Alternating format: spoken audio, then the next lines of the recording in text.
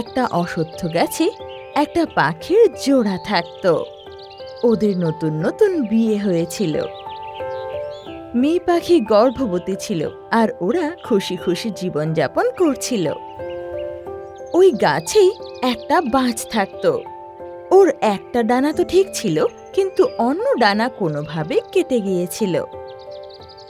কেমন আছো পাখি? কোথাও ঘুরতে যাচ্ছ নাকি? খুব ভালো।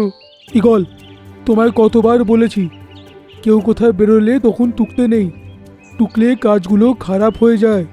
আরে বাজ দাদা, আমরা যেখানেই যাই তাতে তোমার কি? তুমি তো এখানেই বসে থাকবে একটা ডালে, তুমি তো কোথাও যাও না। তোমার খাবার দাবারের ব্যবস্থাও তো আমাদেরই করতে হয়। আমি তো এমনিই জিজ্ঞেস করলাম, কারণ তোমরা সাজগোজ করে বেরোচ্ছ আর খুব সুন্দরও লাগছো।